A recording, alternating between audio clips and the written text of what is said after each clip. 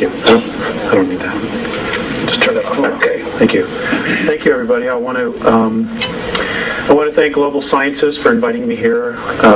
Dean, I want to thank all of you for coming.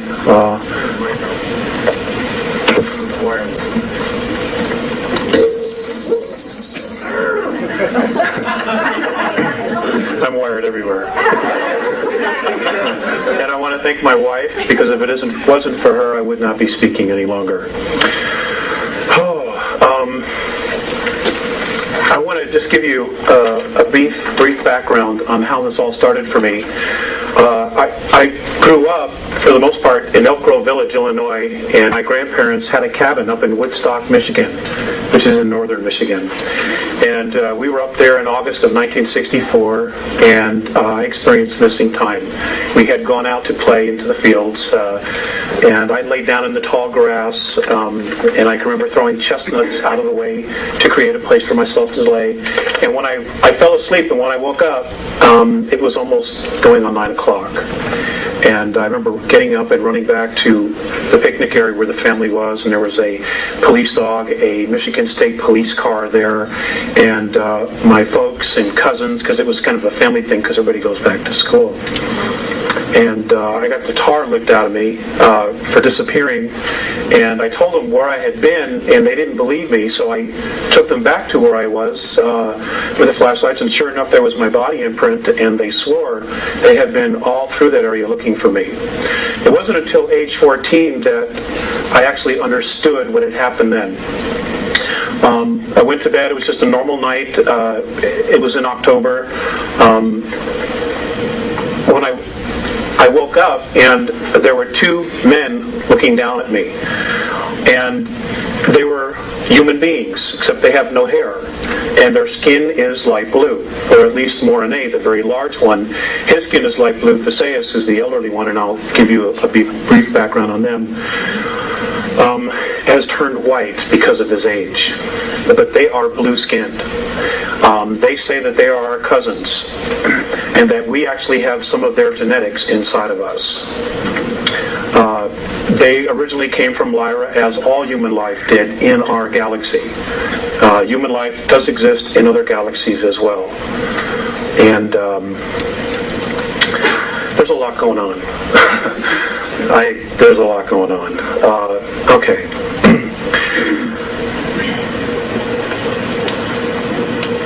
I was taken out of bed many times. I was given information, I was given physicals, I was given brain scans, I was shown, they put a little cap on my head and they showed me who I was in past lives and my direct connection to them and my connection to the earth.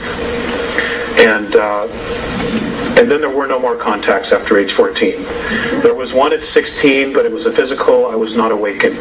It wasn't until 1985 that the contacts started again on a regular basis. Sorry about that. Okay. Now, just to give you an idea of where I was in 1985, I had worked for a few years for the Internal Revenue Service. I had been a tax collector, and I was assigned to and I'm ashamed to say it, but I was a good tax collector. And for the lady and the people who were talking about the IRS, I'm just going to give you this while it's hot and it's fresh. I was assigned to a task force that was supposed to do undercover work for oil company fraud. And our training was to be in Washington, D.C., and while I was there, I used my security pass to get into the National Archives. And you're not allowed to really make copies of things when you're in the National Archives unless your security clearances was much higher than what mine was. And I'm going to tell you this as having been with the Internal Revenue Service. The Internal Revenue Service is a Puerto Rican trust. It is a 3-tier trust. I don't know what the third tier is, which is the bottom line, but it's Internal Revenue Service, Puerto Rican Trust, Trust number 62, and I can't tell you what the third one is because it wasn't there. I have that information. Great. People need to know. Also, none of the federal income tax laws are actually in the Federal Register, therefore they are not laws. They are codes. You also need to be aware of that. Anyway, I left the Internal Revenue Service and I opened up my own accounting practice. I started helping people with IRS collection problems because that's not something that you can learn going to tax school or going to a university. You have to have on-the-job training. Well, I started my practice, took the CPA exam. For 5 years, I had a practice in Beverly Hills and Malibu. I was living on a 700-acre horse ranch in Malibu at the time the context restarted. Now, within 2 months of the context restarting, I totally walked away from my tax practice. And I just realized that a lot of it was just BS.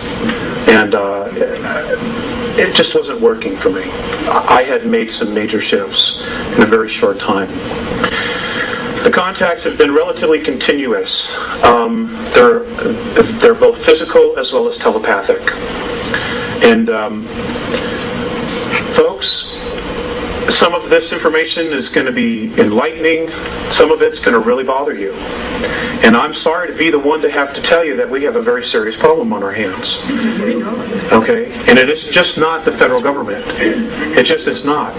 There is a much bigger scheme going on here. And it involves extraterrestrials who are interested in us as souls.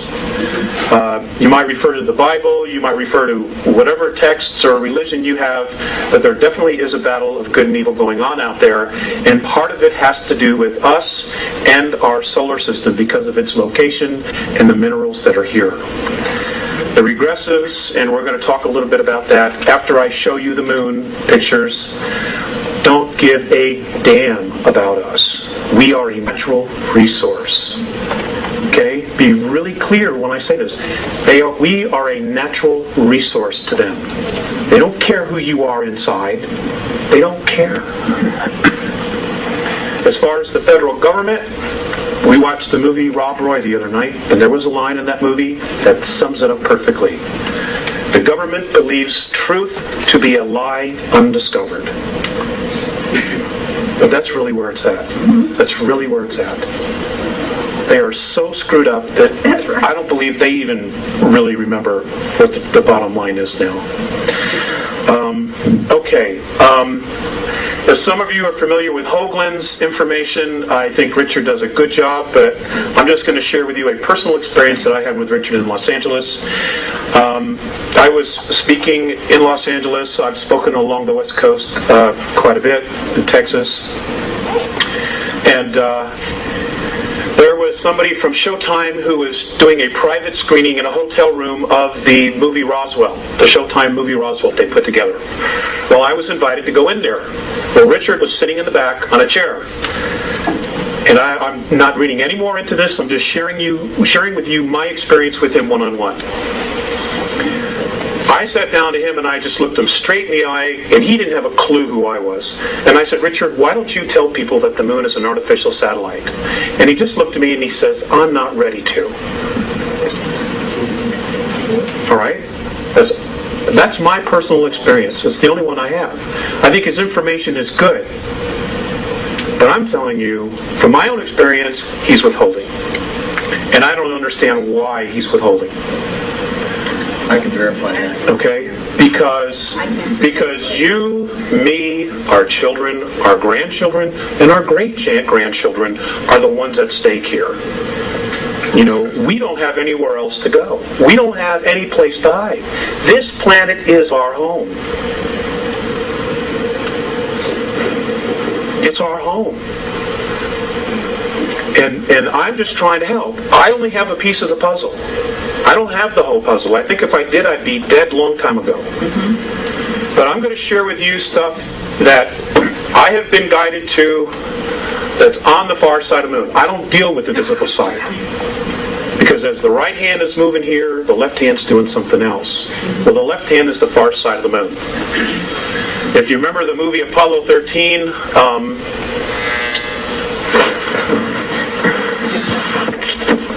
if you remember the movie Apollo 13, what? Move over? Oh, it's the lights. Okay. If you remember the movie Apollo 13, all hell's broken loose. They don't know if they're getting home. But they were so concerned about checking out and taking pictures of the far side of the moon. And here they are, they can't get home, but their focus wasn't on getting home, it was seeing what was on the far side of the moon. That is a true enactment, folks. Now I'm going to show you some of the things that are there. Now so you may have trouble adjusting your eyes to seeing some of this. Some of the things you will not have any trouble whatsoever. These photographs, I was told specifically where to look, were taken by the Lunar Orbiter 4 from August of 1966 to August of 1967. They show so much. Apollo 13, what? Move over? Oh, it's the lights. Okay. Do you remember the movie Apollo 13? All hell's broken loose. They don't know if they're getting home. But they were so concerned about checking out and taking pictures of the far side of the moon. And here they are. They can't get home. But their focus wasn't on getting home. It was seeing what was on the far side of the moon. That is a true enactment, folks. Now I'm going to show you some of the things that are there. Now so you may have trouble adjusting your eyes to seeing some of this. Some of the things you will not have any trouble whatsoever. These photographs, I was told specifically where to look, were taken by the Lunar Orbiter 4 from August of 1966 to August of 1967. They show so much. I mean, if you know what you're looking for, it's unbelievable. It's unbelievable. You know, and there's no way our astronauts miss this stuff. There's just no way. You know, 21-mile bridges, 7-mile monuments, ships sitting in the middle of craters. I mean, you know, you're going to see it. Okay? I'll tell you what the Andromedans, Morine, and Visayas have said about the moon. And I want to take questions, so I want to get through this. They have said that our moon is an artificial satellite. In fact, it is a spacecraft. Much of the debris on the surface was put there and was built purposely to make it look like what it isn't. Okay, it is hollow, it is metal underneath it, and it has the ability to leave our orbit under its own power. They say it came from Ursa Minor, from a solar system that would have the symbol or would have the name in our language of Chauta. It was one of 4 moons that rotated around the 17th planet. Now it was built. This sounds just like Star Wars. It was built around that 17th planet. It was then put into the tail of a comet and then dragged here. And when it got to this area, it removed itself, and the first place it parked itself in our solar system was the planet that we now know of as Maldek, which is the asteroid belt. Right. It was one of 2 moons that belonged there. Maldek was the first inhabited planet in our solar system. It was very much like Earth. Mars and our planet were terraformed from Maldek, or Malona, or whatever name you want to call it. It was terraformed. In other words, all the plant life and everything that is on the surface and animal life was brought here. It was brought here. You know, science tells us that, you know, everything started with a single cell.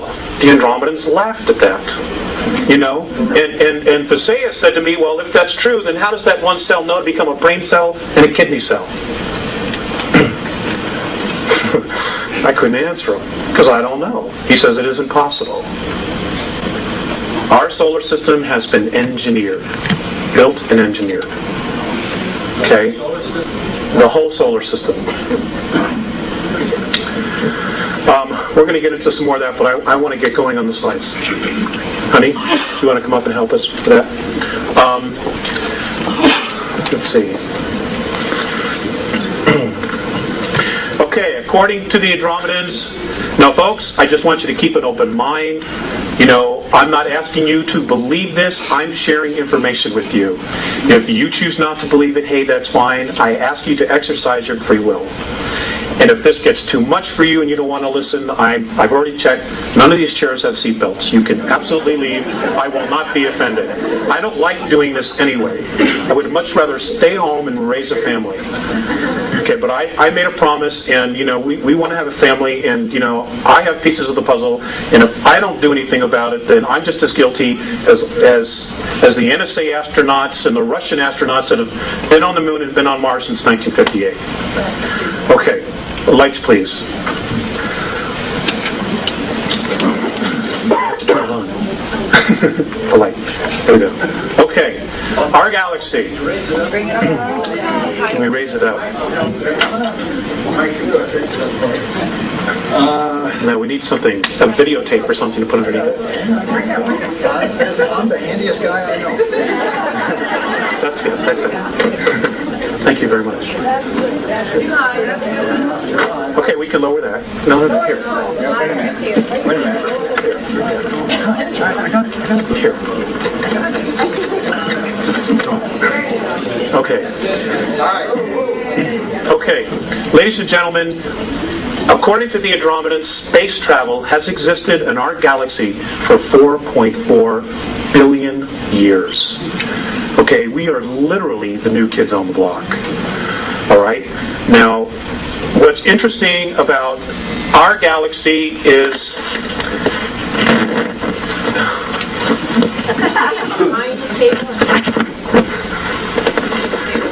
All right. Space travel has existed for 4.4 billion years. The interesting thing about our galaxy is the fact that we have many different races living here.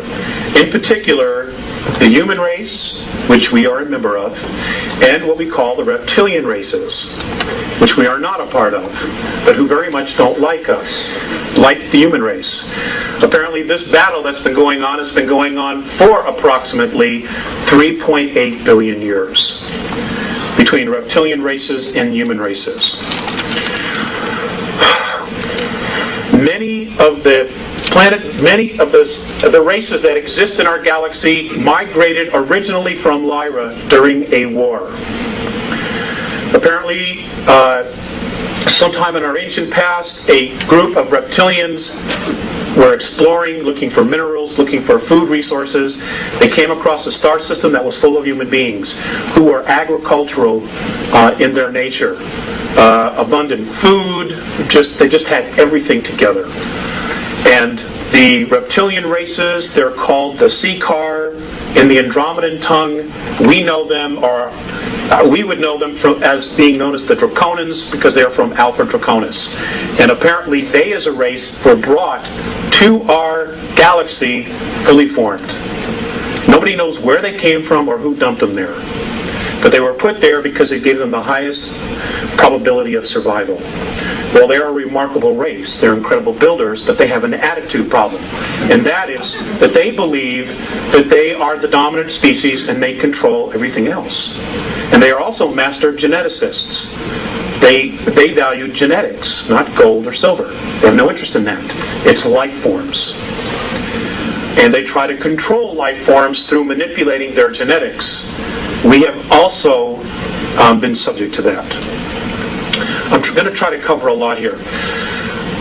Anyway, there was a war. They were attacked. Many of the human races fled to Antares, to the Pleiades, to Cygnus Alpha, to Andromeda, to Cassiopeia, to Sirius, to Procreon, all over. They just scattered to the winds, trying to survive. Next slide, please. This is where our small little area is located. That which we see in the sky, this is where it's located. As you can see, we are in the sticks, the boonies. We really are. And this is why we've been manipulated and messed with so much as a planet and as a race. Because we have been, for the most part, considered insignificant. And then roughly 5,000 years ago, somehow they found out that we were no longer insignificant, and I will tell you why. According to the Andromedans, in our physical form right now, in our genetics, we have within us the DNA of 22 different extraterrestrial races who have come down here and manipulated, who have bred with us, who have tinkered with us, everything imaginable. And that somehow we have all this inside of us. Plus the fact that we're coupled with spirit. And this is something that the Greys have a major problem with. And I will cover that as well. Now, because we are the only race in our galaxy that has these genetics of 22 different races, because we are also spirit, they consider us royalty. The Andromedans consider us as royalty. Now, one of the factors that they look at, and the thing that totally awes them the most, is the fact that many of the more advanced races use technology to create things, to manifest things. The Andromedans are heavily use holographics. Whatever they need, they create holographically. It is physically there, but when they're done with it, they turn off the switch and it's gone. It doesn't just sit there. All right? Like if you go home and your couch, you go away for a year, that couch sits right there. They are amazed at how much energy we put into creating things. Just things. Little tchotchkes that you put on the shelf. Books. All those things take an intense amount of energy to create. They're amazed that we have this ability. The other thing that amazes them is they're also amazed at how easily we can allow our own kind to starve, to go homeless, and to kill each other. They do not understand that at all. Okay, and destroy our environment. One experience, I'll give you two experiences. One experience was with Visayas. I had just come up on board, and I was being led into a room, and Visayas had been watching a television transmission from Chicago.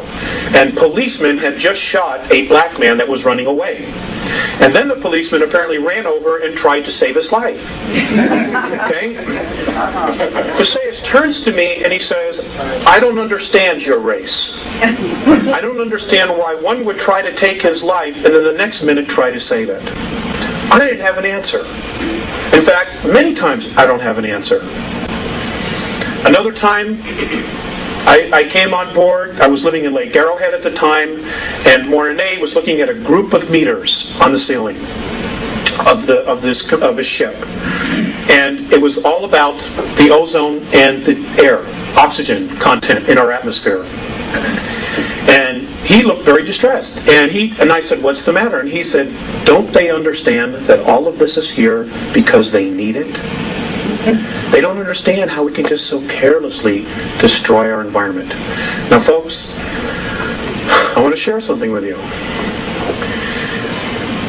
If there was not divine intervention, which apparently there has been, March 23rd of 1994, if there has not been divine intervention, and I will cover that, according to the Andromedans, we would only have 41 years left worth of oxygen in our environment. 3,500 years ago, the oxygen content, they say, was at 35, fluctuated between 35 and 38% between the North and South Poles.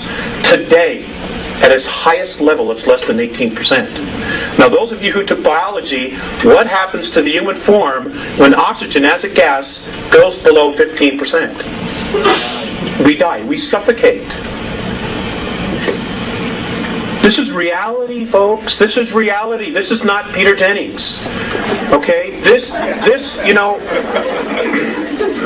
mean, we don't have anywhere else to go. And for those, and this is just what I've been told. And for those of you who think there's going to be a rapture, you might be disappointed. And I'm not saying this to question your belief. I'm just telling you that there are much bigger forces going on here. Okay, next slide, please. Save the question, sir, for later. Okay, please. Next slide, please. Okay, this is our solar system.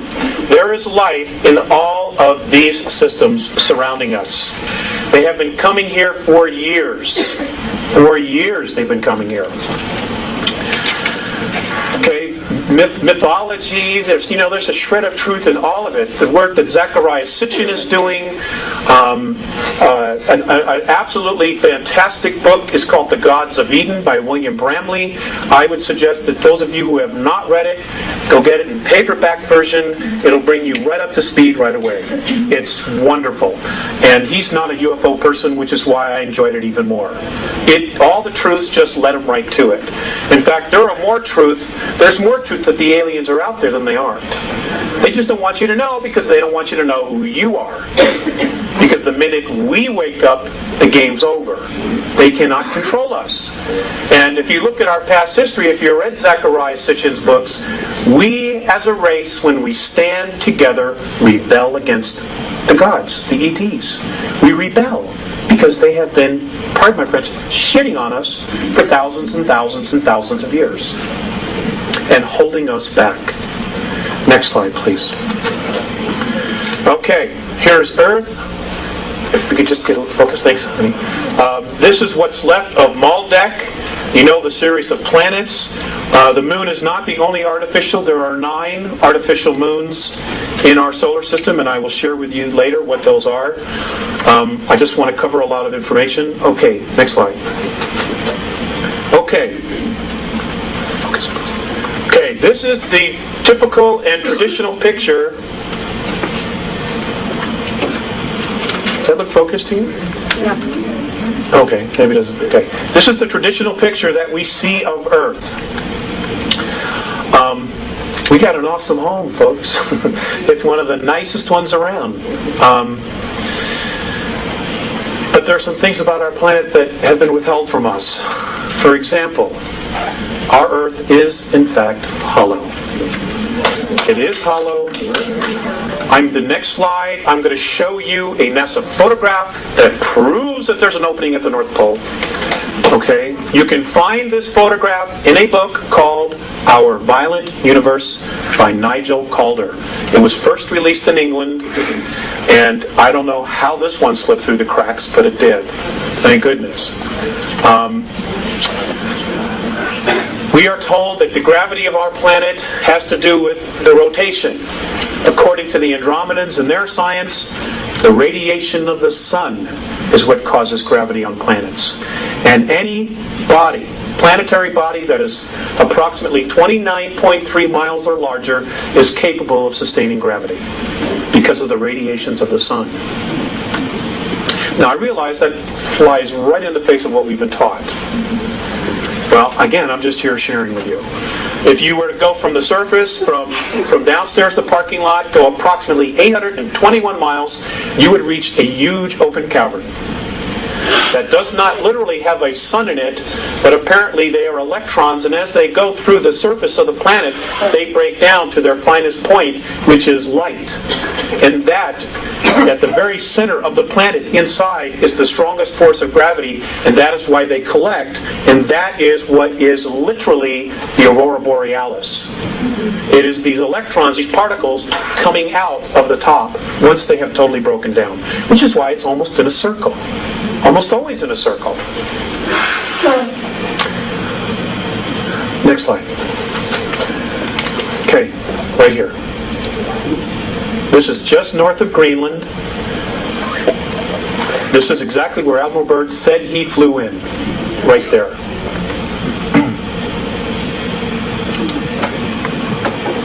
This was taken in 1979. Now you mean to tell me the Gemini, the Mercury astronauts, the Apollo astronauts when they came back, they missed this? I don't think so. I don't think so. If you can get your hands on the book, there's a color photograph. This is a photograph from the book. It is, folks, it's there. Whoops, there it is. It's there. Next slide, please. Okay, our moon. Our moon is quite the enigma. Apparently our moon was brought here 11,213 years ago, to be exact, in the month of March, that we know is the month of March. It came here as a base, okay, as a ship carrying ETs. They were coming here to colonize. They did in fact colonize. In fact, many of what's left of them are living underground in our planet from 100 miles to 200 miles beneath the surface. Now, I've gotten a lot of crap for talking about this, but I'm just not going to shut up. The beings that brought this satellite here to our planet in the last 25 years are responsible for over 31,000 children disappearing from the surface. And I don't know if you're paying attention, but over 100,000 children a year are vanishing from the face of the earth. And folks, they're being taken out of here. And the governments know. The world governments know. All right, and we're going to cover that. We're going to cover that. Next slide, please. Okay, did our astronauts really go there? I know that there's been a lot of talk that maybe they didn't go there because of anomalies and a lot of talk that maybe they didn't go there because of anomalies and pictures. Many of the pictures were fake because the pictures that the astronauts took, there was stuff all over the place. They couldn't hide it. Yes, they did go. But yes, there's been a manipulation of other things put in there that supposedly looks like our astronauts. So, we have to use common sense when we look at these things. The next slide, please. Did our astronauts see things? Absolutely. Mornay has told me that the United States government, just our government, has at least 53 of its own UFOs, flying saucers, that are stationed on the moon, on the far side. And I'm going to show you where he says they are. It's in one of the slides. They did, but they were told to shut up, not say anything. Many astronomers who have been taking a look at the moon, many of the lunar rovers and the cars that they drove have disappeared. They're no longer there. They just didn't get up and float away. Okay, the moon has got gravity. Especially on the far side, it's got gravity. Mornay has told me that if you take Copernicus crater and you stood at the bottom, that the gravity is equal to that of Chicago. As if you were standing in Chicago. Because again, it is not the rotation. It is apparently the sunlight. The sun's radiation that creates gravity. This is what they say. Now, our moon does not turn on its axis. It rotates around the Earth, but we primarily just see one side, or only 59% of it. By the way, our moon's the only one that does that. It's the only one. Next slide, please. Okay, this was taken out of National Geographic. This was in the early 1950s. This was NASA's idea of what moon bases would look like. They, in fact, did do this and create this in February of 1958. So when Kennedy said, we are going to send man to the moon, part of our government, primarily the NSA, was already there. They were already there. Now, folks, you don't hear much about the Russian space program, but let me tell you something. They are a major player, and they are also here. And they don't work for us, neither does the NSA. They work for international bankers who are the new priesthoods for extraterrestrials. And we're going to cover that. Next slide, please. Okay. According to the Andromedans, there were primarily 9 huge dome cities on the moon, the front and the back. They housed up to 5 million extraterrestrials at one time. There was water, there was vegetation, there was everything they needed. Okay, and these covered hundreds of miles. So when Richard shows you the pictures of the things, the shards, so many miles tall, 9, 10, 15 miles, whatever it is, he's right. He's absolutely right. But there's more. There's more. Okay, next slide. Okay, this is along the equator on the far side of the moon. This is what's left of a pyramid. There are 4 pyramids on the moon. Excuse me. Okay, now I can assure you that the pharaohs, just to practice, did not take the Hebrew or the ivory up here, build one, then bring it back and do it right in Egypt. Didn't happen. According to the Andromedans, almost all the planets in our solar system have pyramids on it. Some have more. I've asked why. Some people say they're tombs. The Andromedan perspective is that these are weights. And what they do is you put them in a strategic location, it balances the rotation of the planet. It doesn't keep it from wobbling, which means that if the ETs are there colonizing, there's no major fluctuations in weather and gravity. Gravity anomalies as well as the electromagnetic field, which is around every single planet. It has to be balanced. That's what these are for. That's why Giza is directly dead center of the landmass on planet Earth. Next slide, please. Okay, can we just focus this a little tiny bit? Okay, folks, I want you to focus on this area right here. I want you to focus on this structure in here. For those of you who are architects, please feel free to, say something about this. This area right here, you can see the curves, the angles. There's another bridge here. I want you to notice these lit up objects inside the bottom of the crater. We've got a close-up of it. Next slide, please. Here we go. Okay, here's another bridge. Apparently this is inhabited by extraterrestrials from Orion. These are, I'm told, are domes. Does everybody see this? Okay. I'm also told that this is a road that goes into here. There's an elevator that goes up to this area here. And when they land, they take an elevator or something down, and then they can walk, because there's atmosphere on the far side of the moon. Which is why the astronauts took pictures of clouds. It's unbelievable. The snow job that we've been given. It's nothing what we've been told it is. Nothing. Right. Next slide, please. Okay, I want you to focus on this.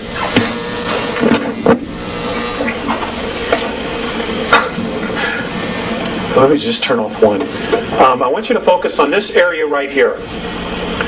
Now, I realize this might be difficult, but I do have a close-up.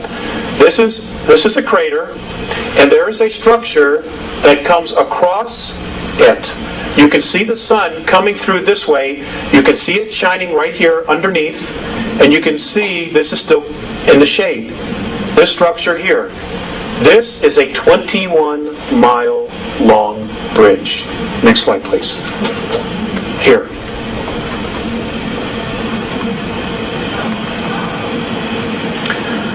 I'm always updating. I'm always trying to get clearer pictures. This is 21 miles. Now, you may not see it. You may have to adjust your eyes. I know this isn't easy, but this is it right here.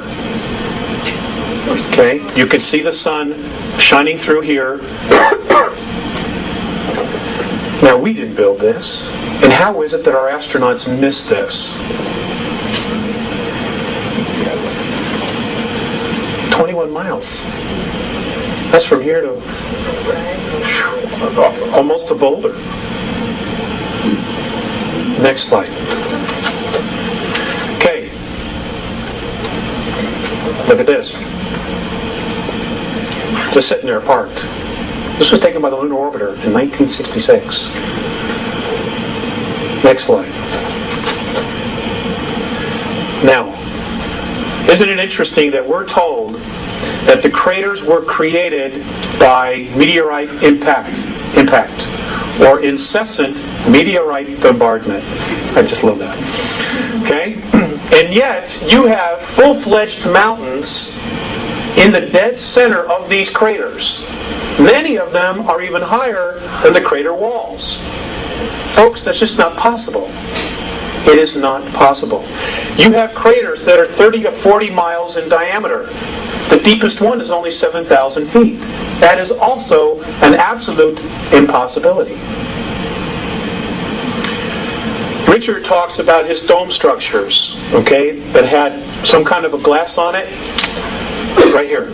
I believe, and I'm told that this is what's left of one of Richard's domes, that he has a picture of them, with the long shards and the pieces hanging off. This is what's left of it.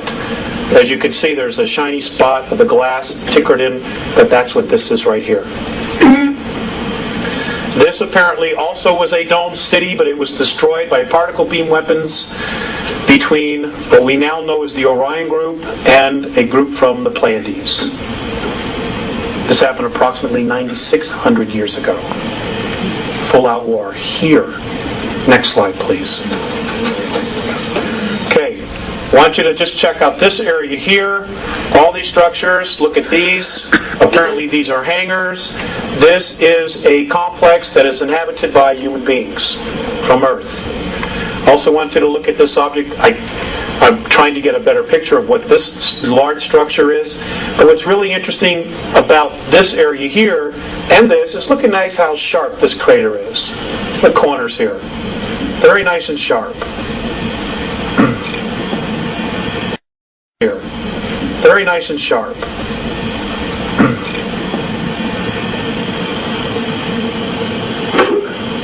Next slide. I just wanted to show you this structure here. This is absolutely not supposed to be there, and apparently it is the ruins of a ship that was destroyed 9,600 years ago. Next slide. Piece of shard.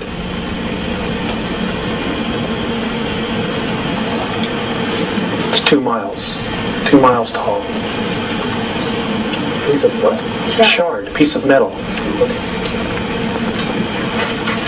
Next slide, please. Okay. On this photograph, I want you to just take in the landscape.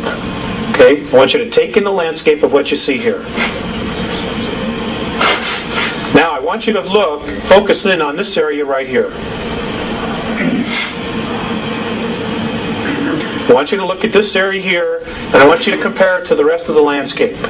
Just focus your eyes for a minute. Okay? I want you to focus on this area, and then the rest of the landscape. What's unusual about this area right here? Anything else? Maybe the way these things are all lined up together, nice and neat, and then these structures right back here. Next slide. Okay, here's another picture of it. Okay. Oh. Is that a monument there, that dark shadow? This here? No, that's an arrow. That's my arrow. Okay. This area here, I have been told by the Sayas and Mornay both, is a base that was built by the United States, the Russians, and the British with the help of bankers, using technology that was given to this elite, this ruling family, by the Greys in 1954. They've been up here a long time, and this is actually considered a resort. This is not Club Med.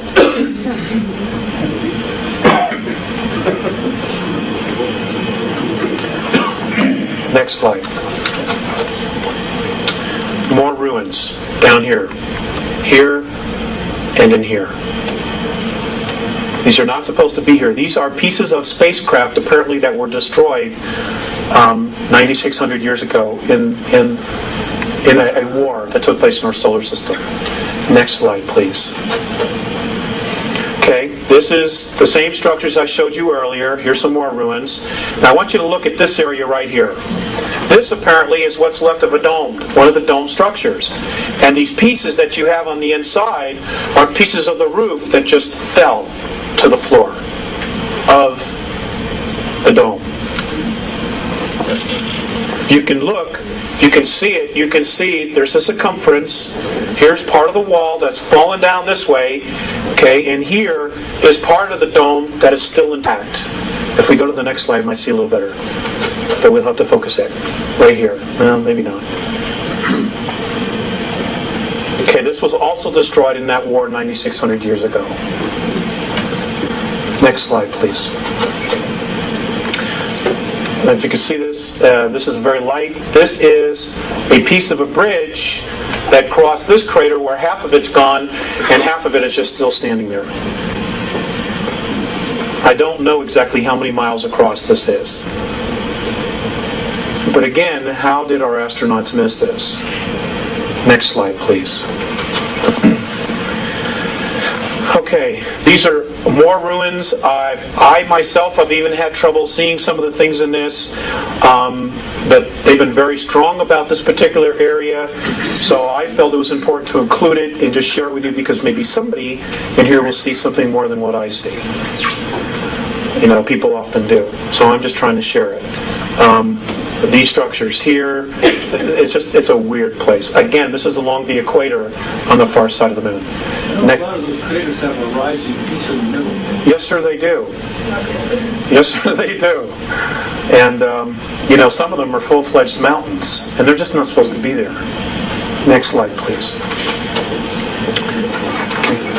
Okay, now, look at this.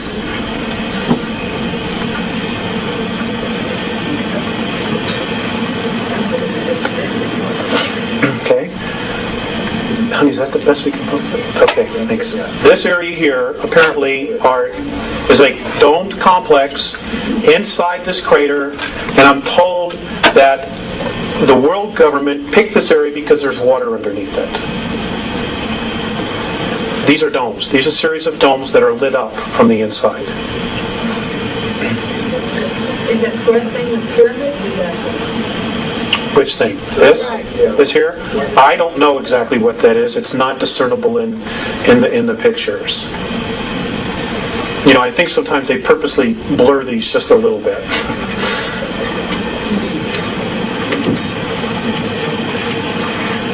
Next slide, please. Here's another area in another crater. This is all lit up from the inside.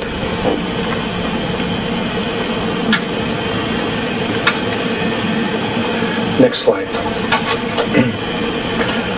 This structure here. This thing here, this length of object, whatever it is 13 miles. And it's just sticking up out of the crater. Next slide, please. Okay. Now, I want you to look at this area right here. Everybody see this area? Is that a yes? Okay. How many of you have been to the Sears Tower in Chicago? You ever been to the top? It's about a mile high, right? Yes, that's what they say. It's about a mile high. Next slide. Here it is again. Now, I want you to know these photographs were taken from... This particular photograph was taken by the Lunar Orbiter at 86,000 feet. Okay? According to Morine, this is 7 miles high. And it's a monument to one of the old ETs. Next slide. Here's a close-up of it. What kind of lizard? Your suspicions are pretty accurate. Back up just one more time. Okay. Now let's look. Now just look at the rest of the terrain here. Okay. Look at the rest of the terrain and just look at how this sticks out. 7 miles. How come our astronauts missed it? I mean, I hate to be redundant, but I'm just hoping somebody will have the answer. Next slide. Oh, we did that. Okay. One more time. Okay. This particular area, I'm told, is now being reactivated. They say, Morine and Passaic have said that all of this are ruins and that there are underground facilities all through this area. And I just wanted to share it with you because they're very strong about this particular area. And this is a dome that is apparently that was still left intact.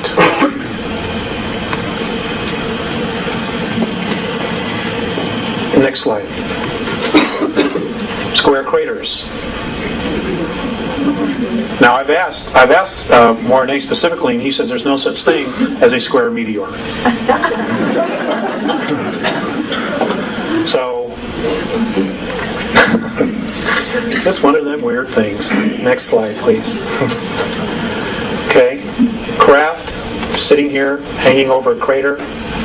Next slide. These are all taken by the Lunar Orbiter. Weird crossed objects sitting in the middle of craters, dead center. Next slide. This was the photographer. Let's go one more slide. Okay, back up. Thank you. Okay. Ladies and gentlemen, somebody else, I think George Leonard wrote this, somebody else is on the moon. George Leonard, yeah. George Leonard. Somebody else is absolutely living on the moon. I am told that there are 35,000 full-time human beings from Earth living on the moon. And they are Aryans by birth. Now let me just say that one more time. They are Aryans. Now let me just say that one more time. They are Aryans by birth. They are Aryans by birth. You're going to have to research one, because if I come right out and say it, I'll get in deep trouble. Okay, Aryans by birth. They're not.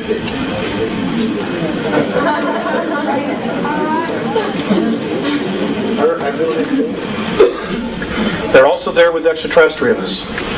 Between the moon and our Earth, there are 18,000 grays here. There are only apparently 2,000 real grays left. All the rest are clones. They're robots. They're organic robots. And microprocessors are grown in their head. And they are controlled by some kind of a radio frequency. Now, the Greys and the Orions also have this technology to absolutely replicate and duplicate a human being. And for those of you who are familiar with the old Dr. Beater stuff, before he was killed in a parking lot in Dallas, I would suggest you go back and re-research that information. Except he was told the Russians were doing it, and they're not doing it. It's extraterrestrials who are doing it, who are trying to undermine the free will of those of us on the surface of the planet. Because this is our home. Okay, Mars. I'm still working on more information, but I'm going to show you a couple things and share things that I've been told about Mars. The first thing I want to share with you about Mars is that, again, everything we've been told about it is wrong.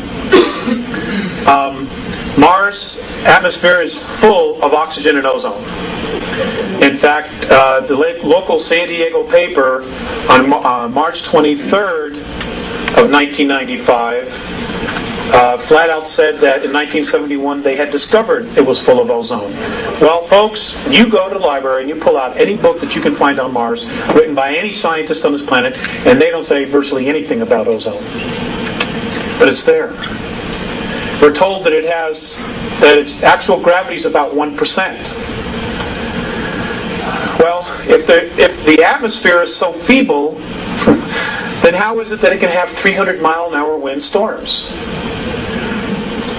If the atmosphere is so feeble, how is it that it can hold water at both poles? Next slide. Let's go next slide. I'm sorry. At both poles. And there's water at both poles. This is water, H2O. We're told that the Martian atmosphere never gets above 129 degrees below zero. And yet, this past February or March, you had a picture from the Hubble telescope of Mars and the North Polar Cap melting. Now, I'm not a scientist, but tell me, how does water melt at 129 degrees below zero? I'm open. I'm open.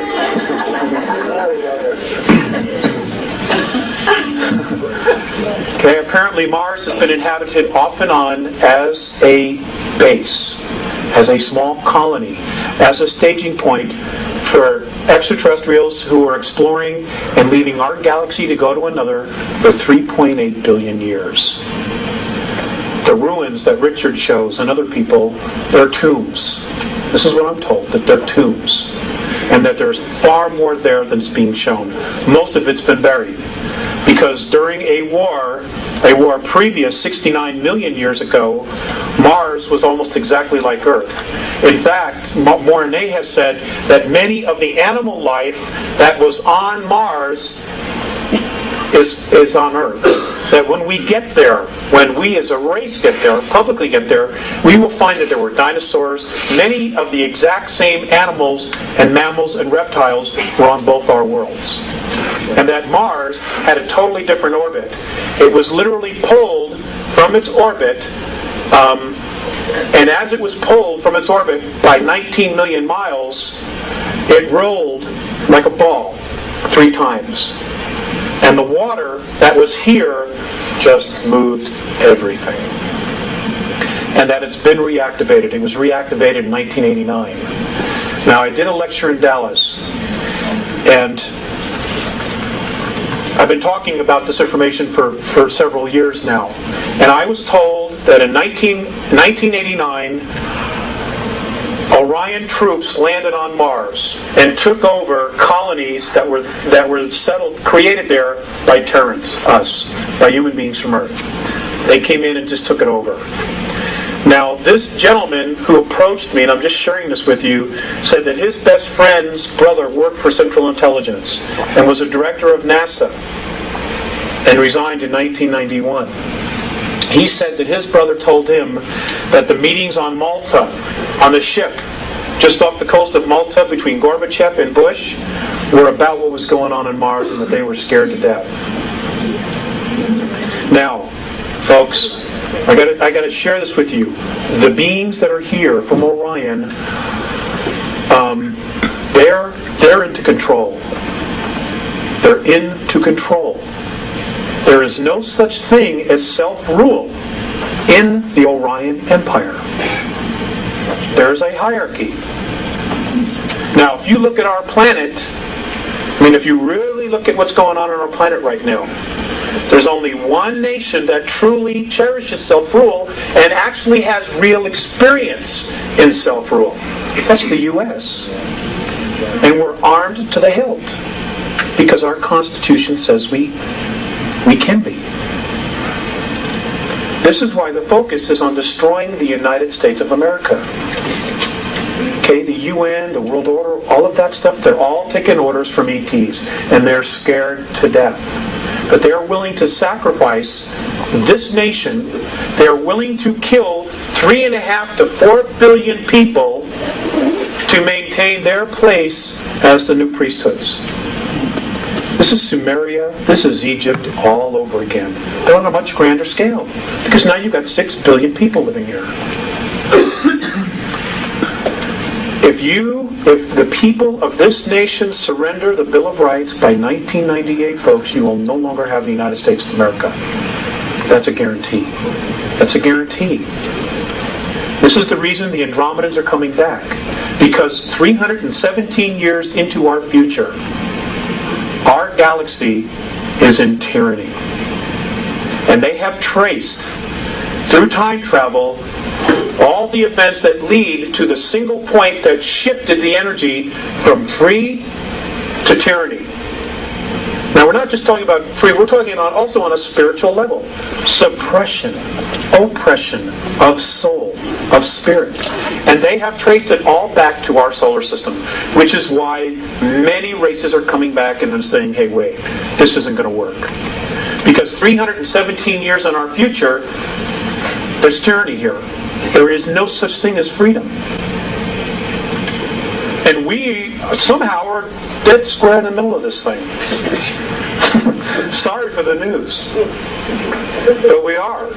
This is the only reason they're bothering.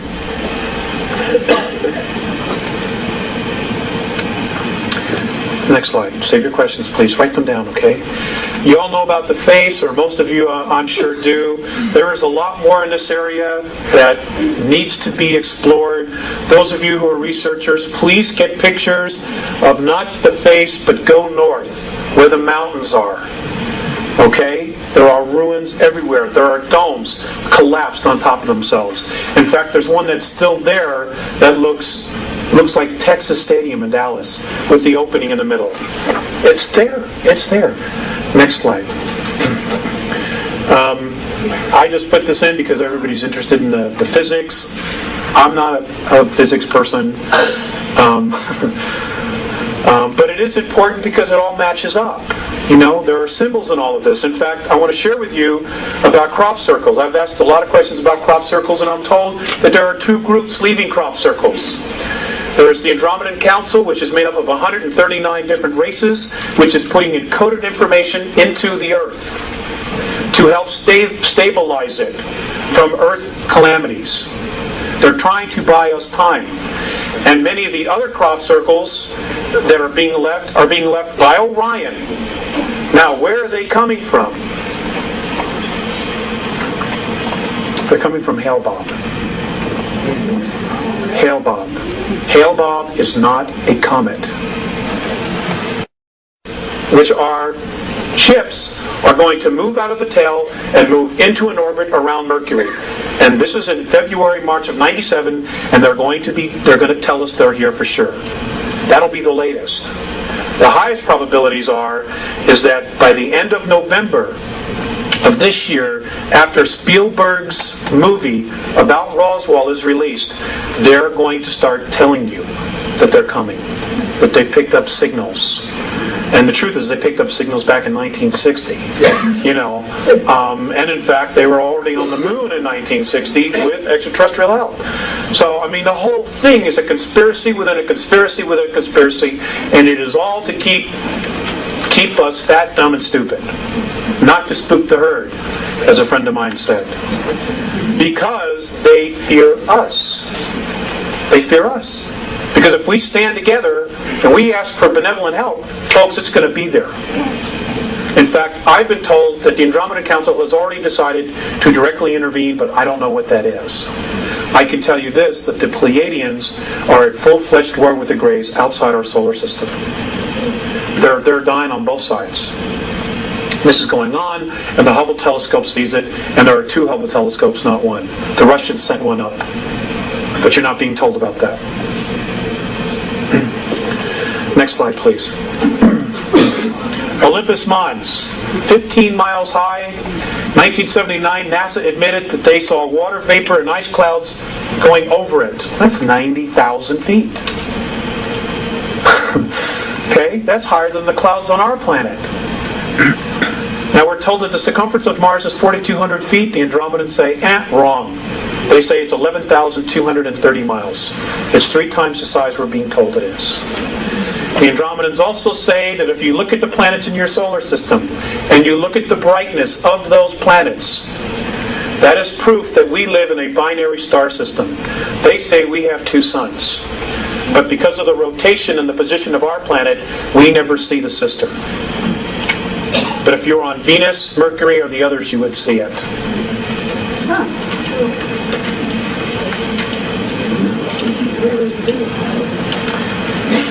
They rotate around each other. I realize it flies in the face of everything. I'm just here sharing with you, and I'm just asking you to keep an open mind. Next slide, please. Okay. Cydonia is in the northern hemisphere. Now I'm told that at one time most of that area was covered with water. And that along the equator of Mars is where most of the colonial cities were, colonies, outposts. They said much of the bigger cities on Mars before it was destroyed was in the southern hemisphere. Now I want you to, honey, can we focus it just a shade? I want you to focus on this area right in here. Now this area is known as Our Great Plantatia. This is in the southern hemisphere. Now, there's a little happy face. Yeah. I thought that was pretty amazing. Okay, but if we go to the next slide. This apparently is another tomb that was in fact destroyed. And these are 3 more pyramids that are lined up just like Giza. This area right here. And that these are also ruins. This is what they say. And folks, they've never lied to me. Right here. They want us desperately to wake up. Now they have their own selfish reasons. Okay, because of the fact of the problems that apparently come up in the future. But there's also another reason. Many of the human races in our galaxy, because of so much interbreeding between the one race, the genetics apparently are starting to break down. There's only one race in our galaxy that can give these particular human races a genetic boost. And that's us. But they can't use our genetics. They can't even approach us because of the vibration we all move at, which is fear and anger. They say when we're not taking advantage of others, we're taking advantage of ourselves. That's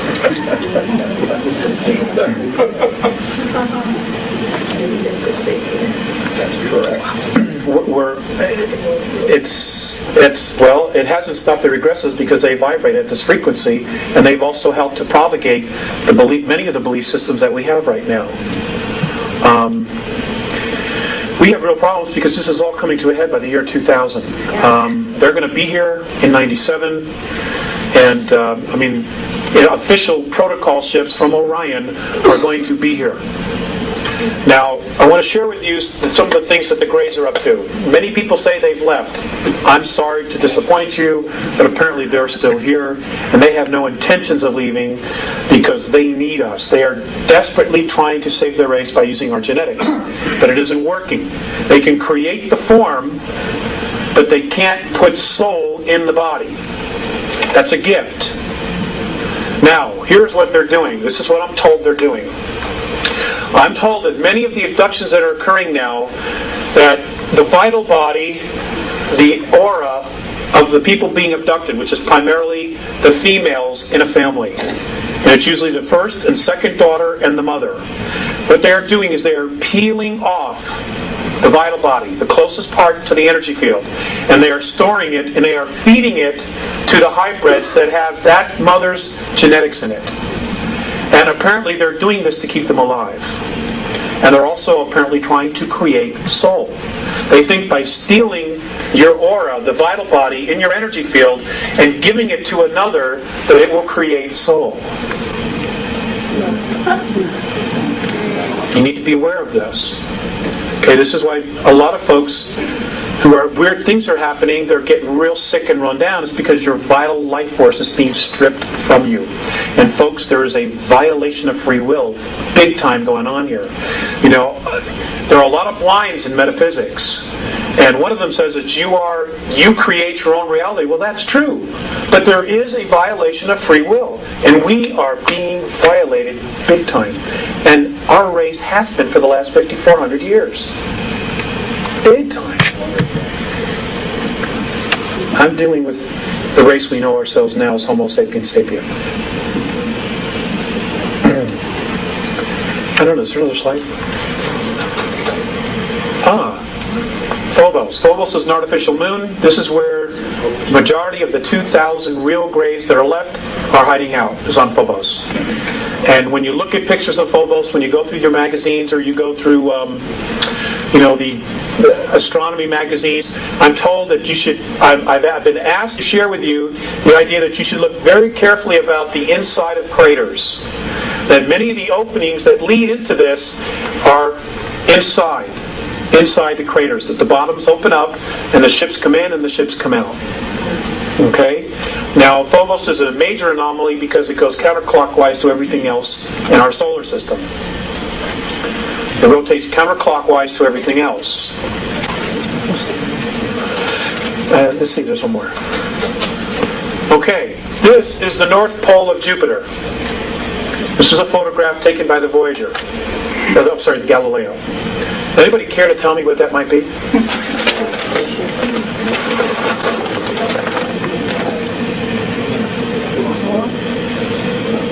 I don't know either. Yes, that's the North Pole. When it went over, it photographed this sitting there.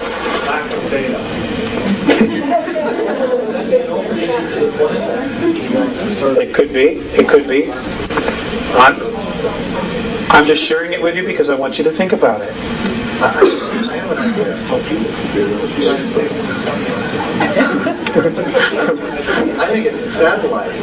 Alien satellite that they caught on top. That satellite's analyzing the surface. That's a very good answer. I know it is.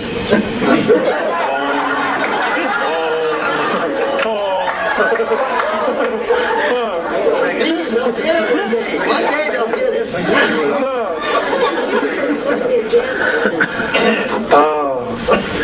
Next slide, please.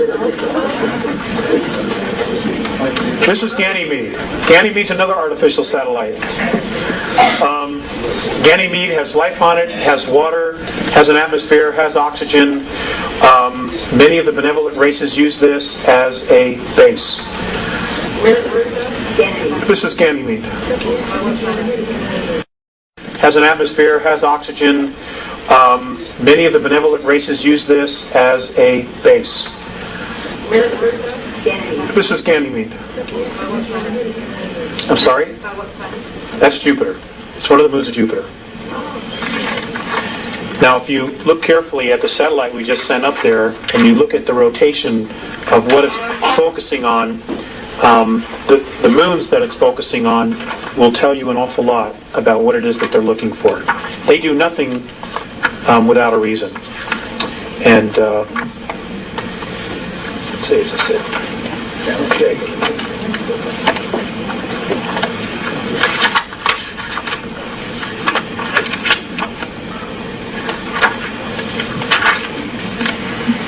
Okay, next slide, please.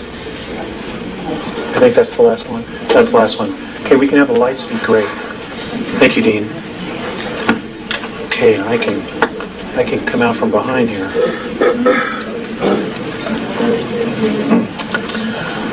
Okay, I want to share this with you.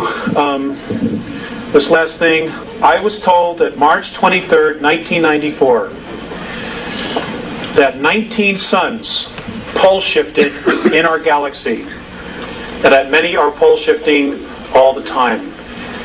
At exactly the same moment that the suns in our galaxy pole shifted, a color and sound frequency started emanating from all the black holes in the known universe. Now, apparently what this sound and color frequency is doing, it is literally creating a holographic density above all others. And on a numerical level, it would be, on our level, it would be considered the 12th. The Andromedans say that there are 11 creational densities in our universe. This is now adding a 12th. And that what it's doing is that it is literally lifting all the dimensions up. 11 is going to 12, 10 to 11, etc. Now they say that all indications are that by December 3rd, in our linear time of the year 2013, third density as we know it will cease to exist. It is now presently imploding on itself as it is being raised to a higher vibration. And that those of us who stick around and go for the ride will be moving through fourth into fifth density. Just like that. And that we will start to see very clear indications of this around the year 2007. Now, apparently the Andromedan Council, which is a group of 139 planetary systems, and I can't tell you exactly how many races because I don't know, has made a decision and has told all of the extraterrestrial influences in our solar system, both benevolent and non-benevolent, and those who are in the middle, to be out of this solar system no later than August 12, 2003. I don't know how they're going to back it up, but apparently they've decided they're going to. So they want them all out of here. Now, if this happens, and they do leave, you're going to see incredible things. If they do not, I have been told to tell you this, that there's a very high probability that we will wake up one morning or go outside one night and the moon will not be there. It will be towed towards Jupiter. And they will deal with the energies that are there out there. Because if they have to go to battle and the moon gets destroyed, it will destroy most of the Earth because, pieces of it will come here. Plus, it has an energy source inside of itself. Okay, it's a spacecraft. So this is another possibility, and I talked about the tides. I mentioned the tides, and Mornay said, "Hey, that's no big deal. We can just get you another one." Apparently, it's no big deal. Planetary science is no big deal when you're at that level of technology. Yes, ma'am. I noticed that the moon had moved closer to Earth. What do they say about that? About 2 years ago? Apparently, it's moving closer all the time. The Andromedans say that it's moving 9 inches closer to us, and we're not being told about anything about it. They also have said that Mars is also moving closer to us as well. That it's moving closer? I don't know what it is. Unless it's to disrupt the gravity pull will create earthquakes. What's 9 inches have to do with 240,000 miles? I don't know, sir. I don't know. I'm not a scientist. I don't know. We're getting to where people in the back cannot hear these questions. I'm sorry. I'll repeat the questions when they're said. Thank you, Dean. Yes, ma'am. Yeah. If most of those satellites are artificially made, why do they make the surface so rough? The question is if the satellites or the moons are artificially created, why do they make the surfaces so rough? Obviously to hide what they are.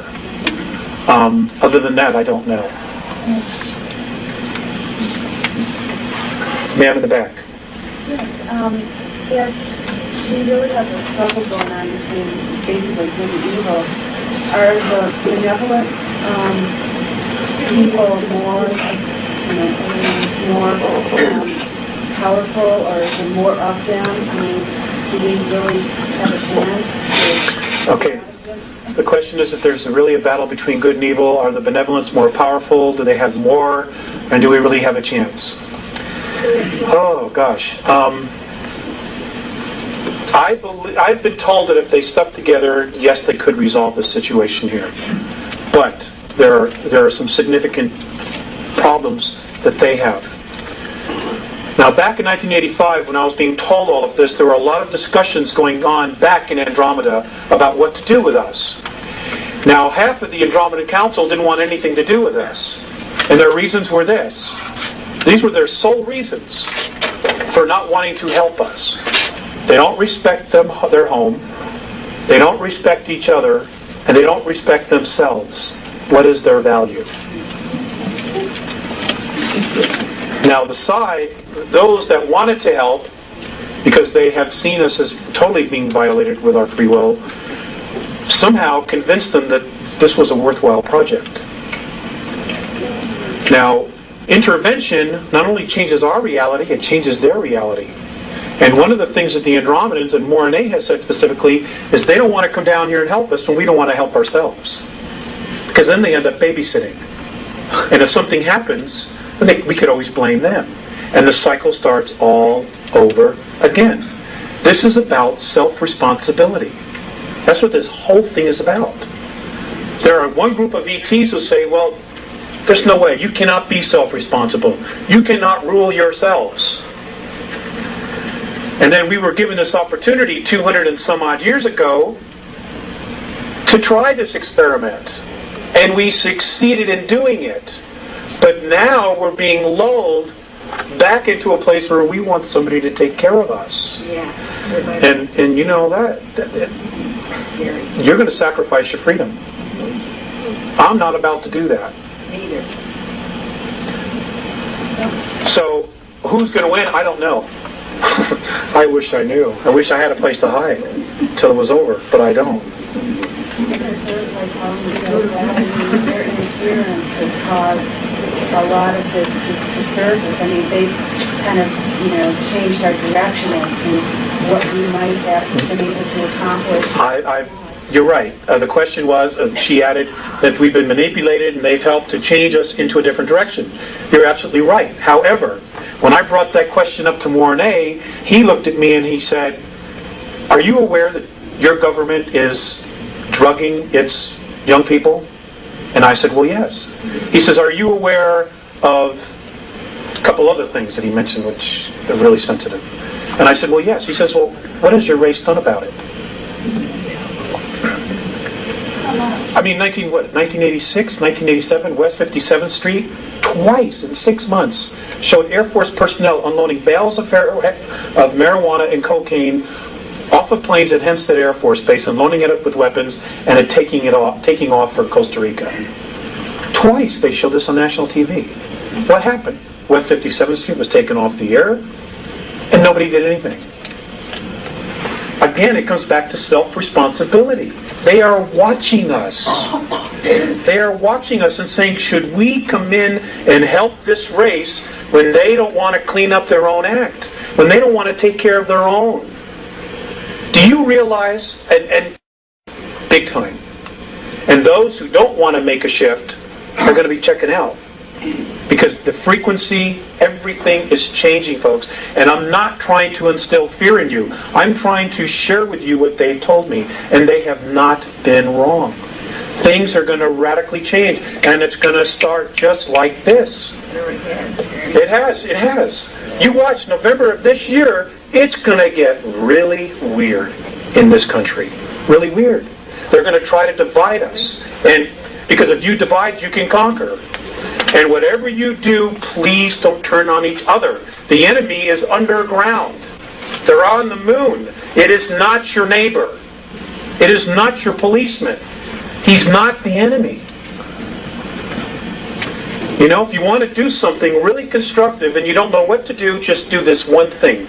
Come November, if there's an election, vote. Whoever's been in office, vote him out. Start over. That will buy us more time. What happened in 1994 that stopped the integrating of the oxygen? Nothing. Apparently there's been this divine intervention and third density is moving into fifth. Therefore, they say this is going to happen by December of 2013, so the 41 years won't go by. So we've been rescued on some level already. But I don't know how many of us are going to make it. You know, now, the world government has been told that we're overpopulated, okay, by the aliens. The truth is, they can't control all of us. They can't control us here. So they decide they want to just eliminate half the world's population. Now, folks, I want to share this with you. According to the Andromedans, our planet could comfortably handle a population of 11 billion if we didn't squander our natural resources and we went to free energy. Right. Yes. Now, the free energy has been suppressed forever. Right. If we went to that, we could turn this whole thing around. Right. All right? What's happened is the political systems have broken down, but they don't want to take responsibility for it because in order to fix it, they have to make us more free. And they're not about to do that. They are not about to relinquish control of you, your money, your assets, because you're a natural resource. So it's easier to create a catastrophe, like a pole shift or something else, biological weapons, and just wipe out half the population. And they're still in charge. And I can assure you that those people that you call your world leaders, those who are part of this game, will be sitting on the moon watching all this happen. And when it's done, they'll come back with answers, just like a politician, you know. Yes, sir, in the back with the striped shirt. You mentioned something about economics, materialism, what have you. How does any of that correlate with your comments about getting our souls in a place that we think of in terms of metaphysics or religion? How does that fit in? Where does the answers come from? Spirit is just throughout the entire research. How could they not have a soul? That's the part that doesn't click. Who could not have a soul? The Greys? The clones that... They're robots. No, I'm talking about... I'm referring to the clones, the hybrids that they're creating. They do not have soul. That's what I'm told. You're saying they're like robots. They're not That's right. actual beings. They're not actual beings. Microprocessors, organic microprocessors are grown inside their brains. These blues and or grays are not living beings. Some of them are not, no. Do they have souls? The ones who are not clones? Yes, they do. What was that question back there? I still didn't get it. We got off. Yeah, where does soul and spirit get into this? Okay. Is this a possible solution? Why are they so interested in us? Now this is really going to stretch your belief systems.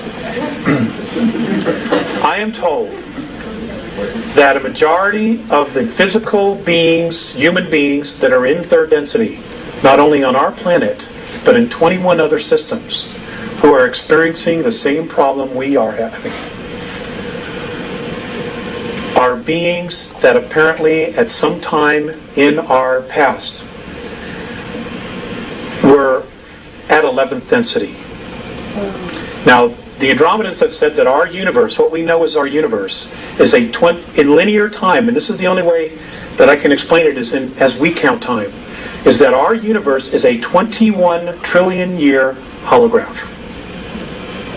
It's a holograph. It's a picture within a picture within a picture, or a dream within a dream within a dream, however you want to look at it. and that apparently many of the souls on third density were at 11th density. And for some reason, this collective group consciousness decided they wanted a different perspective. And they literally fell into the concept of time, into physicality, and literally carved out of nothing what we know as third density. Now, third density to many of these other races is like putting your hand in jello and trying to move it back and forth. There's so much resistance, it's so dense. And yet here we are literally creating all this. That's how powerful we are. That's how powerful our minds are. Which is why there's been so much focus on brainwashing, on trying to make us victims, or believe that we're victims. Because the minute we wake up and we take a step back, detached, and see our situation for what it really is, they've lost control. It ends there the minute we awake. And this is why channeled information, so many different races and beings are trying to light the fire underneath us. Because they can't directly come in and interfere unless a percentage of us ask for permission. Because then it's a violation of free will. And they've done exactly what the regressives have done. Even though it was for our own good. You cannot violate free will. That's the law. So they are trying to help us awaken and at the same time try to make us think it's our idea. That's the trick. And it's working, I think, to a degree. But, you know, how quickly it's working, I just don't know. I'm scared. I'll be perfectly honest with you. I am scared about what the next 4 years are going to bring. What about the earthquakes? A lot of it is. I'm sorry. The question is, what about the earthquakes? Some of them are natural, and some of them are being caused. I wish I had a board. But what's basically happening is you've got a planet that is vibrating at a frequency of fear and anger. You've got this new frequency called the 12th density, which is lifting everything up. Well, these really dense energies cannot move up. So the planet herself, in order for her to move up into 5th density, has got to cut loose with this energy. And what's happening is that she's cutting loose with this negativity, which she's been holding on to. It's hitting the surface, and it's feeding us as a population, because we're already in that space. You know, and you know, there are predictions of wars. Oh, God, we're all primed. We're all ready for it. You know, the whole world's broke. Everybody's looking for food. The world has got a food supply of 53 days. The entire world. The United States of America, should there be a catastrophe, has only a 7 days food supply. What happens after those 7 days? Are we going to start feeding off each other? That's our MO.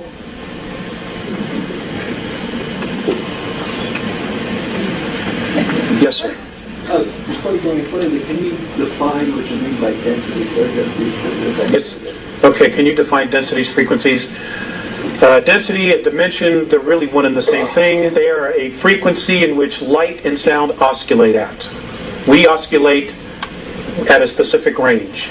Other things oscillate at other ranges, higher ranges. There really isn't anything lower than us at this present time. You know, we've hit bottom, there's only one place to go, and that's up. As the old saying is. So it's a frequency. It's light. It's sound. If this is a holograph, if what they're saying is right, that this is a 21 trillion year old holograph, then all of this is just light and sound. Now, there are places in space where there is nothing, no matter. According to the Andromedans, those are areas that have not been magnetized by thought. Now, with the first aspect of physicality, the first sign of creation, they say, is the electron. The moment that particle is magnetized by thought, it comes alive. And it starts to create and manifest whatever is energizing it or magnetizing it. I know it's out there. I still have trouble with understanding a lot of it. Yes, ma'am. Does this time frequency that you speak of for the 2013, does that have anything to do with what... I still have trouble with understanding a lot of it. Yes, ma'am. Does this time frequency that you speak of for the 2013, does that have anything to do with what some people are talking about, some of the astrologers and others, about the entryway to the photon band or photon belt? The question was, does the time of 2013 have anything to do with what astrologers or astronomers are saying about the photon belt? Ma'am, they have never mentioned anything about the photon belt. In fact, the Andromedans have absolutely no belief system whatsoever in astrology. And I don't mean to offend anybody, this is their perspective. They say it's all a belief system. How does it all agree with the King James Version? I don't know. I don't know. I'll tell you. The gentleman said, why does this all agree? He said, why does this all agree with the King James Version? How does this all agree with the King James Version? Well, I will just tell you, this is a very touchy subject. I will just tell you this,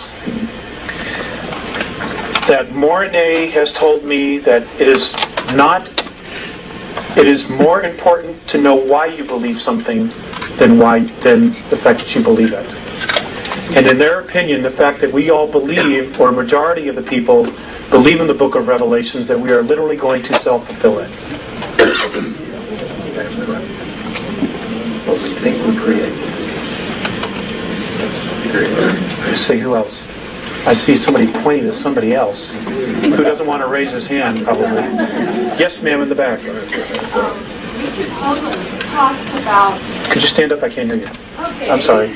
Richard Hoagland talks about hyperdimensional physics, Mm-hmm. and through that we can change our reality. So this is really what you're saying, is that if we believe in the book of Revelation, we're created. So wouldn't it be an idea that if we change our thought about the year 2013 as something other than a outlined there, and that's sort of what he is saying, that hyperdimensional physics can allow that person to change their reality through their thoughts, and it's basic metaphysics. And that would be eliminating fear. Because if we go into anything with fear, we cannot change our thoughts. I don't know, when you said you were afraid, it made me concerned about your information, although I really think your information sounds to me very valid. But when fear can change that reality, does that make any sense? Yes, it does. The fears that I have are my own.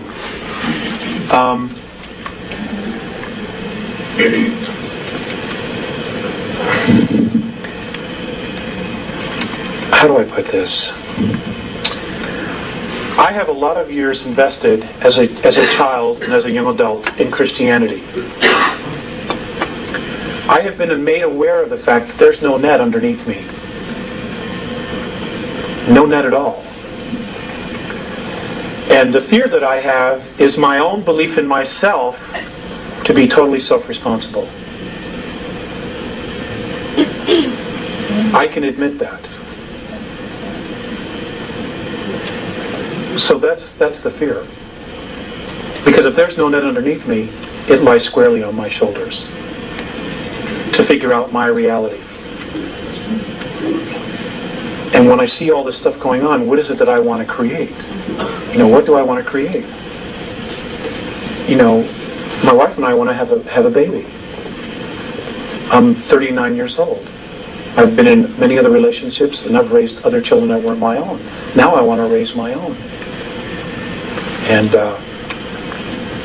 there's a lot of things going on that influence that decision.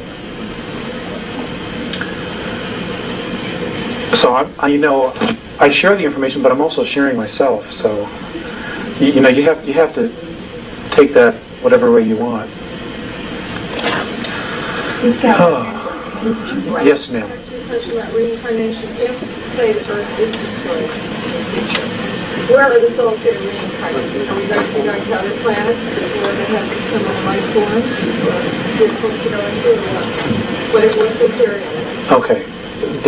The question was about reincarnation. If the Earth is destroyed in the future, where will all these souls go to continue to reincarnate? That's a great question. I will share with you a couple things about that. Their theory, the Andromedan theory on that is this.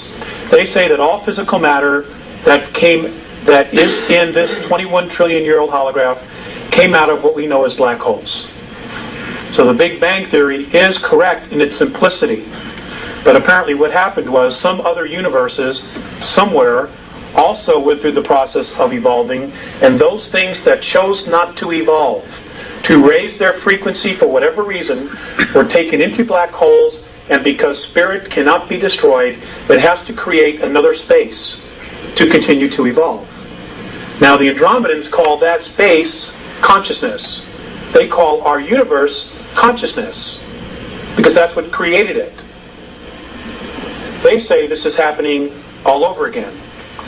And the London Sunday Times this past Sunday, for those of you on January 1st, the London Sunday Times on the back, apparently the Hubble telescope has found a floating black hole that is moving through, it's right now in Virgo, it is floating and it is pulling some suns, some stars into it, but not others.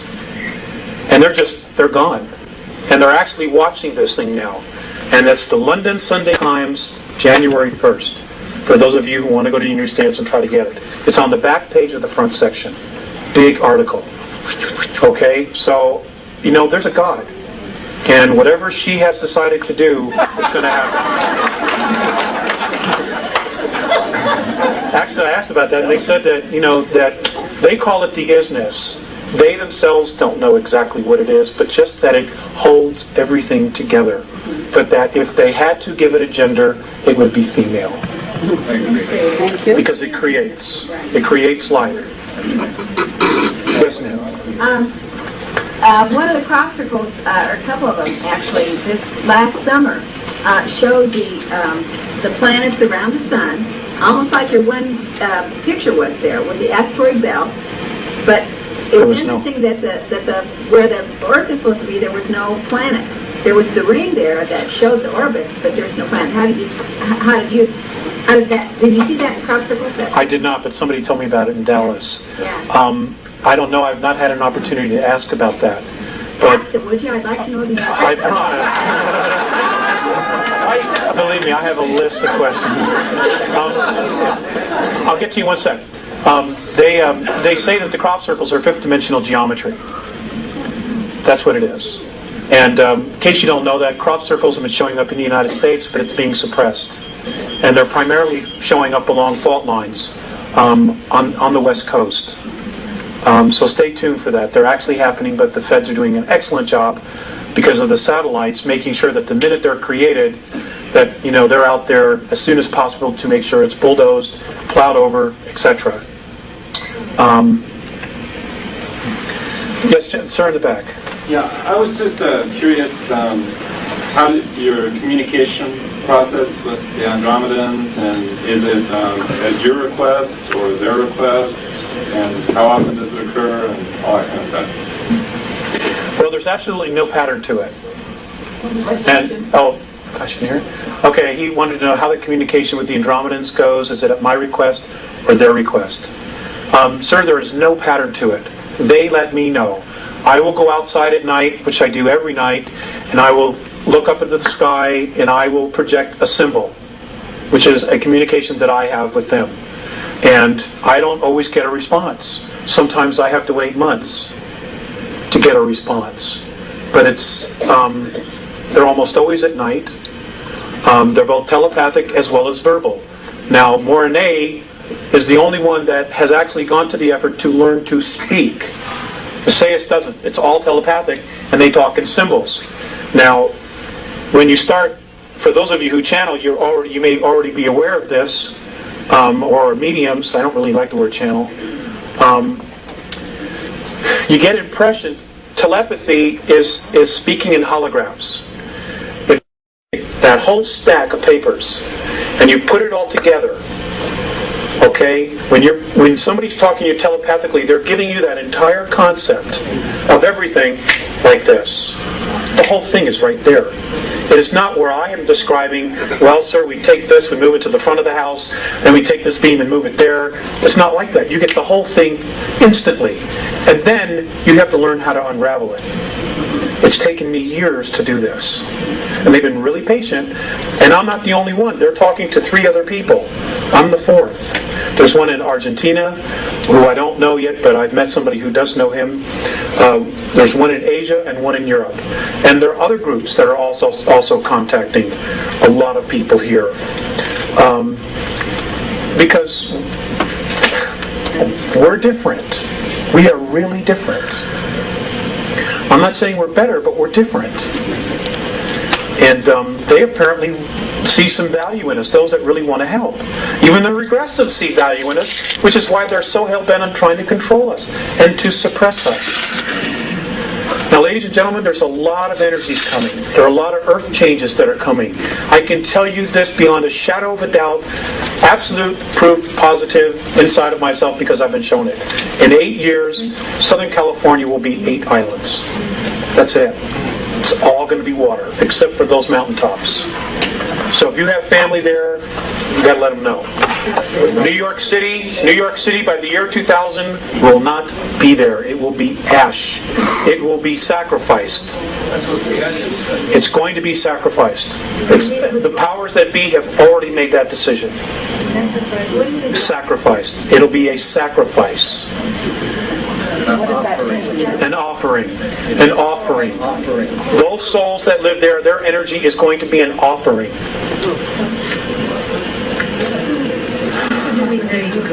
Whoever it is going to try to capture those souls? Yes, ma'am. Yes, ma'am. Yes, ma'am, they can. It's because what's underneath. Yes, sir. Now, these so-called man-made phenomena. Natural phenomenon. That's correct. Couldn't hear a thing. What did he say? He asked the question, basically he made a statement, the East Coast is going to be a man-made phenomena, and the West Coast is going to be a natural phenomena, and I agreed with him. How does that agree with Kingsley's revelation? I don't know, sir. I don't know. He said it would be destroyed. I don't know that he said it would be bombed. It was going to, an act of terrorism would turn it to ash. By when? By the year 2000. When he said the California thing would start. Sir, I don't know. I could start any time. Truly, it could start any time. I'm amazed more hasn't happened. There are some really, really evil thinking souls here on this planet. I mean, it's unconscionable. It's unconscionable. If those of you know anything about the UN Biodiversity Treaty, if you look at some of the wording that's in it, it doesn't sound like a human being wrote that at all. No. You know, it's just too weird. There's just so much weird stuff. You know, and that's because they were influenced. I think the UN was set up by extraterrestrials. That I don't know. I think that maybe in its original conception it was honest, but it's certainly been perverted.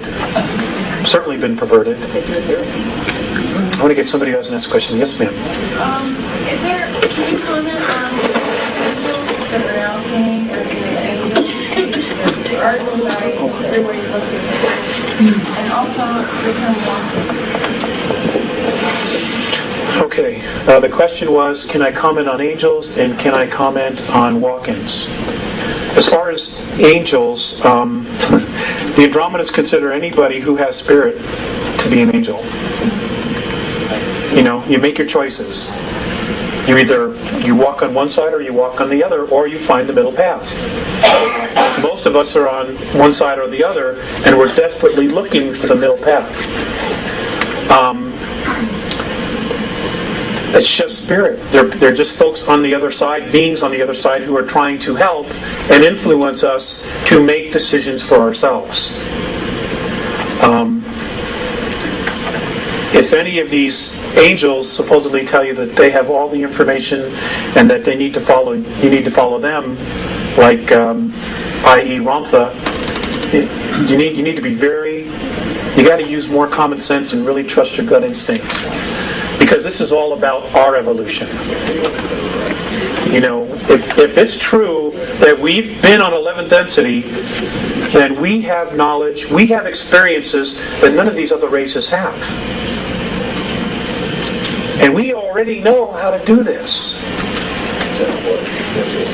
And we already know. And we just have to somehow find out those keys. Every single one of you in this room has a piece of this puzzle. Every single one of you. You know? And you gotta honor that piece that you have. And you've got to honor yourselves. Don't let anybody tell you that you're not awesome, because you are. You are so awesome. It's just beyond words. You know, they want to consider you a natural resource. You will only be that if you believe it. It's that simple. This does not have to be a major struggle. You know, unless we just stick our heads in the sand and go into denial. I mean, how could you be in denial with all this stuff that's going on? I mean, it blows my mind. The regressives consider us a natural resource. They feed off of us. We make things for them. We produce for them. We create energy for them. They harvest our thoughts. They're chatting. You know, we can create things out of thin air, literally out of thin air, that they need technology to do.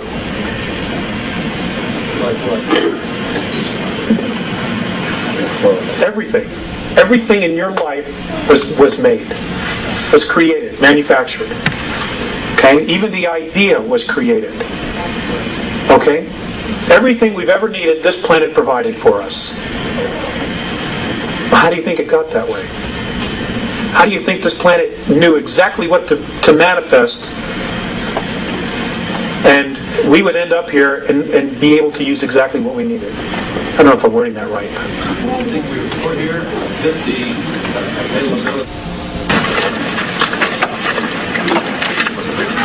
Okay. Now these things are supposed to happen in the next 9 years, by 2004.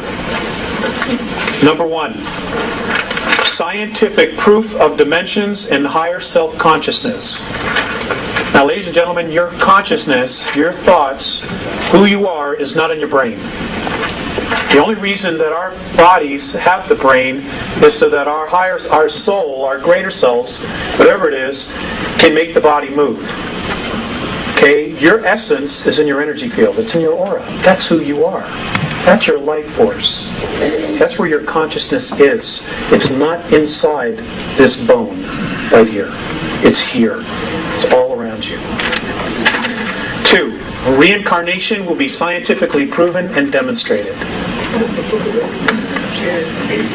3, acknowledgement of other life in the galaxy and universe. Ample proof already exists on Moon, Mars, and on the Earth. 4, extraterrestrial contact from at least 9 different races. That's going to blow some minds. Introduction of free clean energy devices based on magnetic fields of energy. Of course, they'll be introduced. You notice the word there.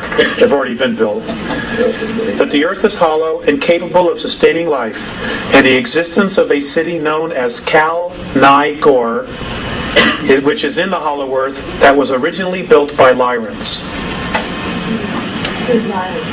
Lyrans were one of the original races of human beings.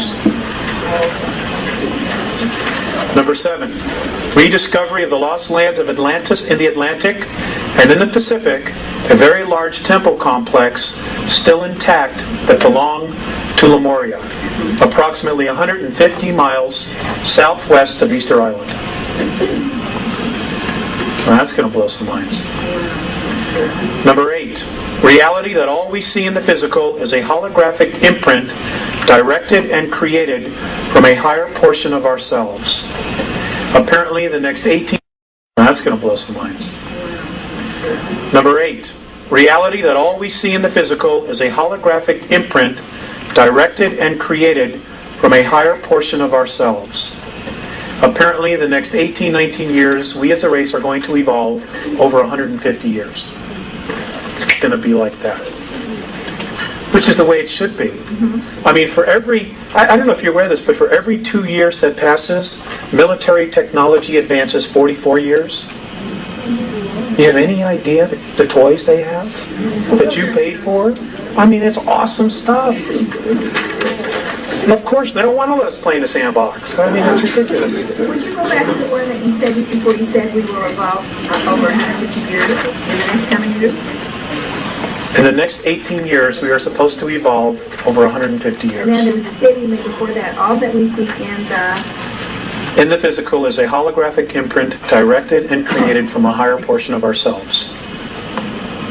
Number 9. Human consciousness is not in the brain, but located in its entirety in the energy field and aura. This is the 1.5 to 5 ounces that the body loses at the moment of death. That's who you are. That's the only part of you that's really you. You just create this to play the game here. Okay. Number 10. How our past and present educational processes have not prepared us to be completely conscious, creative thinkers. Number 11. That organic and plant life forms do exist on 7 planets and 15 moons in our solar system. Yes, ma'am.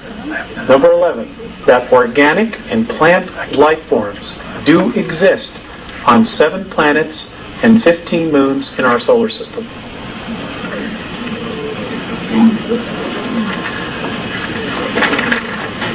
Now, just because we don't have the technology to pick it up doesn't mean it isn't there.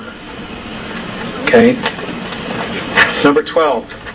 Rediscovery that each of us is a part of the whole of the universe, and we are a significant part of that idea that we call God. And that God is the idea called love.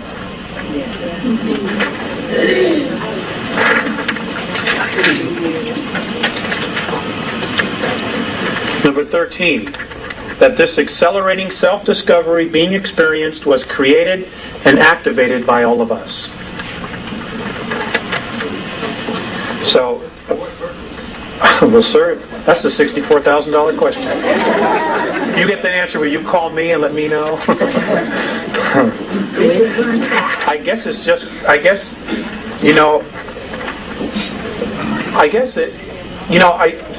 when I look at history and I look at where we are today, there's a history of history repeating itself. And it's like a hamster that climbs on the wheel.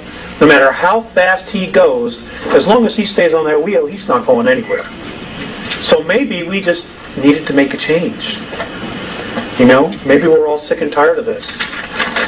Maybe we need like a vacation.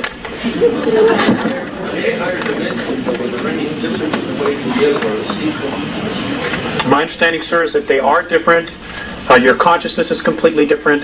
And this is important. There is a physicality on all dimensions. Okay? Because there's a physicality. It's different from us. For example, fifth density, we live in a color spectrum of 72 colors or light frequencies. Fifth density is 214. That's a major shift. That's a major shift. Number 14, that we as a product of extraterrestrial genetic manipulations are possessors of a vast gene pool that has many different racial memory banks of at least 22 extraterrestrial races in our DNA. Many different racial memory banks. That means that when things get a little bit higher, our kids, you're going to start knowing things that you don't have any idea how you know.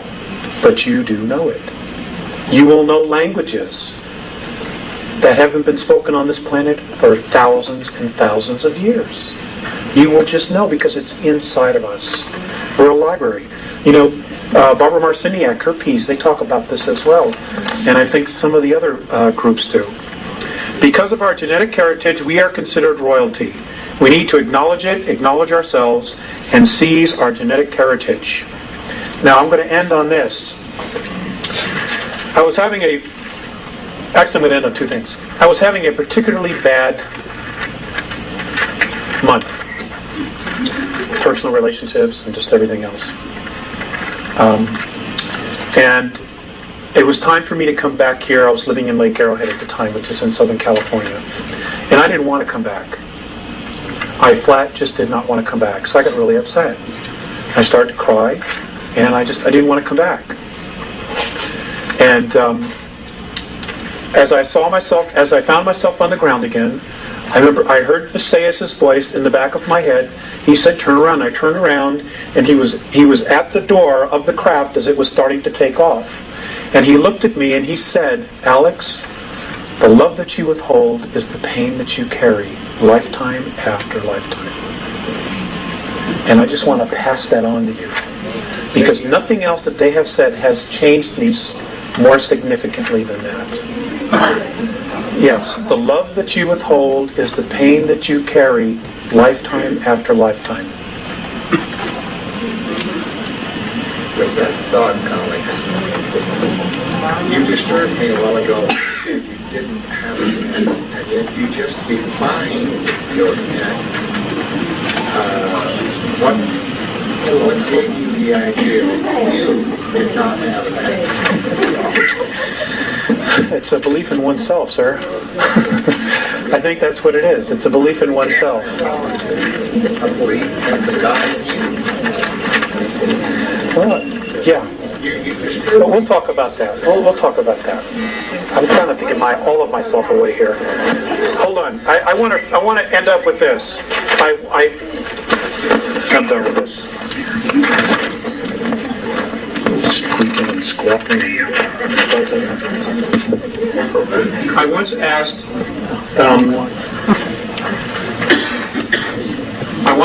Visayas. Wrong microphone. I once asked Visayas. Put that one. God. I once asked Visayas, okay, what was our future going to be? You know, the future of us here on Earth. And this was his response. This is the Andromedan definition of our future, us as a race. Responsible freedom of self-determination. Becoming truly self-confident and free to unconditionally be responsible for oneself without being coerced to accept some higher authority. I'm going to read it one more time.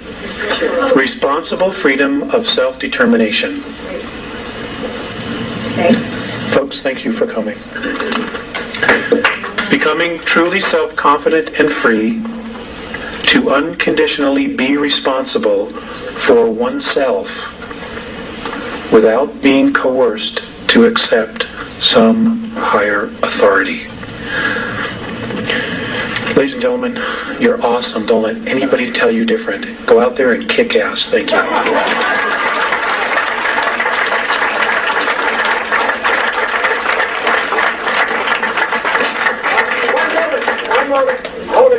I want you to know about this.